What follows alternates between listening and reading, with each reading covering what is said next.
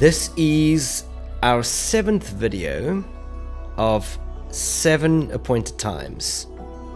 If I am not mistaken, we have now completed a full circle in true Hebrew style, covering all the appointed times of Yahweh, of the Moedim. A Moedim in Hebrew is a place and time. A very good translation would be an event initiated by somebody.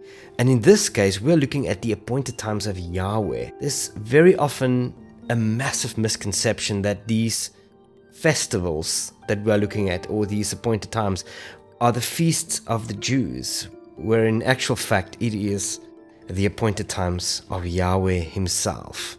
Today we are looking at the mysterious, the strange festival of Shavuot in the Bible. Now, Shavuot is the plural female word for the word week. So Shavuot in Hebrew would be the word for week, and Shavuot is the plural word literally meaning weeks. Pentecost, the Greek word Pentekoste, which is the word for 50th.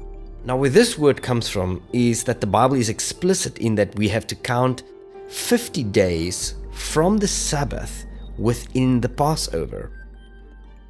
Now, what is not very clear about that is whether it's the weekly Sabbath or whether it is the actual first day of the Feast of Pesach. But in any case, known as the counting of the Omer or the Sefirat Omer, you literally count 50 days and then you land on this day, which always falls on a Sunday, if we go with the assumption that you start counting from the weekly Sabbath. But as it goes, in Jewish tradition, it literally is the first day of the Pesach, so the first Sabbath day of the Pesach festival, which always falls on the 15th of Nisan. And therefore, if you count 50 days, you always get to the 6th of the month of Sivan. Let's do a quick mind dump. I'm just going to name a couple of things, and we're going to kind of just create a little circle so that we have all concepts connected to the idea of Shavuot, and then we will divide them into what does the Bible actually say about Shavuot, what's the Jewish interpretation of Shavuot, and then, most importantly, what do we believe is the fulfillment of Shavuot? Because, as you know, this is a super important festival in that the Bible in Acts 2 is very clear that on the day of Shavuot, a very important thing happened. There was a fulfillment of a promise. And we see this almost line of Shavuot being drawn to ultimately be fulfilled in the form of a promise that was fulfilled. A promise that actually came true. Now, let's just quickly think of a couple of words and we spread them out. First of all, Shavuot is a festival meaning weeks. The Greek word for Shavuot is Pentekoste. Curiously, the word Pentekoste only occurs 3 times in the Greek manuscripts. Shavuot is not only one of the 7 main appointed times, but it is also the second of 3 major pilgrim festivals that the Bible commands the Israelites, and therefore all of us that are ingrained into the nation of Israel, for us to actually observe. Okay, as I've mentioned, it always falls on the 6th day of Sivan. Main scriptures reading is Leviticus 23 and specifically verses 15 to 22. Also Exodus 34, 22 to 23. Then there is an interesting situation. The Jewish people associate the Shavuot festival with the giving of the Torah. And always, I've thought, how does somebody make such an extra biblical jump towards that? But if you study Exodus 19, first couple of verses, I'm going to read it to you. In the 3rd new moon, after the children of Israel had come out of the land of Mitzrayim, on this day they came to the wilderness of Sinai. For they set out from Rephidim and had come to the wilderness of Sinai and camped in the wilderness. So Israel camped there before the mountain. And then verse 3, and Moshe went up to Elohim, and Yahweh called to him from the mountain, saying, This is what you are to say to the house of Yaakov and declare to the children of Israel. And then it goes on where Yahweh actually gives the Torah to Moses. Now, in no way does it actually say that this is specifically the 6th of Sivan or specifically the festival of Shavuot. This is an assumption, and this is Jewish tradition. In fact, let me be clear on the Jewish tradition. They've worked out for this day to be 1312 before Christ. This is actually the date that the traditions spells out to be the original day of Shavuot. Now, the Shavuot festival itself is an agricultural festival, and specifically it celebrates the inbringing or the harvest of the wheat, a grain festival. And you can't miss the fact that it actually relays back to this inconspicuous day of first fruits that we find within the Pesach festival. So there seems to be an almost echo in the festival of Shavuot. First fruits, and then 50 days later, 7 full weeks plus an extra day, there's another festival called Shavuot weeks. And again, it has to do with a harvest. And then there's a very interesting tradition that the Jewish people has regarding the festival of Shavuot. They read the book of Ruth. And now you go, the book of Ruth, that is really interesting. Why would that be? I've posted a link below. Look at a very interesting expose by Rabbi David Foreman, where he explains the connection between Ruth and Abraham and how both of them were not really originally Jews. They were converts. And then specifically about Ruth and Abram, they were known for their chesed, for their kindness, if we want to use the English translation, kindness for a moment. Very interesting. Have a listen to that. And then obviously, ultimately, we can talk about the traditions, we can talk about the Jewish interpretation, we can also read the text and see the text is really not that clear on exactly what the Shavuot festival is about. But if you take into account all of the traditions and all of the viewpoints of Shavuot, it is interesting that the account that we have in Acts 2, where the Ruach HaKodesh, the breath of Yahweh, the Spirit of Yahweh, was poured out onto that group of disciples gathering together in what was known as the upper room. It is interesting that fulfillment of the prophecy in Joel seems to be the ultimate fulfillment of Shavuot. And therefore, maybe there is a connection between the agricultural phenomena of a wheat harvest coming in, the connection of a 50-day countdown between Pesach and this festival falling in the month of Sivan, or the 3rd month, and then the whole promise and outpouring of the breath of God himself. So, these loose ideas, let's quickly see what the Bible says. I'm going to read Leviticus 23, and we're going to read from verse 15. And from the morrow, from the morning after the Sabbath, from the day that you brought the sheaf of the weave offering, you shall count for yourselves 7 completed Sabbaths. Note here, Leviticus doesn't say expressly that it's the first day of the festival. It says the Sabbath.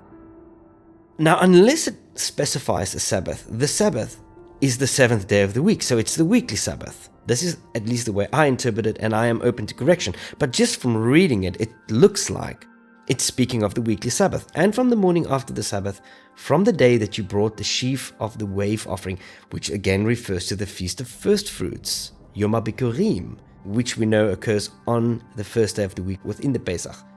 Then it goes on, verse 16, until the morrow after the 7th Sabbath, you count 50 days. 50. By the way, this is where we get the word Shavuot from weeks. And this is where the word Pentecoste, the Greek word, comes from. It literally means 50 in Greek. Until the morrow after the 7th Sabbath, you count 50 days. Then you shall bring a new grain offering to Yahweh. Verse 17, bring from your dwellings for a wave offering 2 loaves of bread and 2/10 of an ephah of fine flour. They are baked with leaven, first fruits to Yahweh. Can you see? There the first fruit theme is echoed.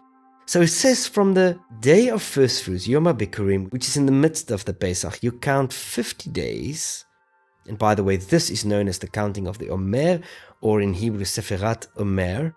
You count 50 days, and then you come to this interesting day called Shavuot. Was there a promise? Is there something built into that? The anticipation? the longing, the waiting, the daily rhythm that the day is counted so that we get closer one day at a time to this 50th day, to this day of weeks. Verse 18, and besides the bread, you shall bring 7 lambs a year old, perfect ones, and 1 young bull and 2 rams.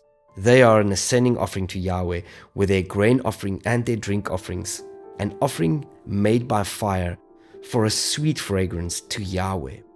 And then verse 19, and you shall offer 1 male goat as a sin offering and 2 male lambs a year old, a slaughter of peace offerings. And the priest shall wave them, besides the bread of the first fruits, as a wave offering before Yahweh, besides the 2 lambs. They are set apart to Yahweh for the priest. Let's do 2 more verses. And on this same day you shall proclaim a set apart gathering for yourselves. By the way, this in verse 21 is the central theme that we find with all the appointed times of Yahweh. No work and a set apart gathering. That's kind of the detail that the Bible places all the emphasis on. You don't work and you gather, you get together. God is all about gathering. God is all about community. God is all about bringing us together so that these special events, these appointed times, get celebrated not in solitude, but as a group. Ironically, though I sit here on the evening of Shavuot on my own, you do no servile work on it, a law forever in all your dwellings throughout your generations. And then we landed with verse 22, and when you reap the harvest of your land, do not completely reap the corners of the field when you reap it, and do not gather any gleaning from your harvest. Leave them for the poor and for the stranger.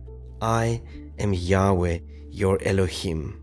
Now the Jewish tradition, as mentioned, think of the day of Shavuot originally as the day in which the Torah had been given. And if you take that view and you extrapolate it to the fulfillment that we find in Acts chapter 2, it does seem that the giving of Yahweh's instructions has perfect fulfillment in the outpouring of Yahweh's breath that we know throughout the New Testament and the modern day expression of Yeshua's body. The Spirit of God is tantamount to us following God's instructions. In fact, in the scriptures where the renewed covenant is foretold, the scriptures expressly tell us that those who are led by the breath of Yahweh, by the Spirit of God, are children of God, are sons of God. And tonight, on this incredible, interesting, inconspicuous almost day, I want to say that maybe the entire anticipation of the wheat harvest, and we know that wheat and bread in the scriptures is always talking about God's provision. Maybe the wheat, the symbolism of the wheat, of the bread, has the entire significance of Yahweh's breath being our sustenance, being the one guiding us, leading us, comforting us as we do life.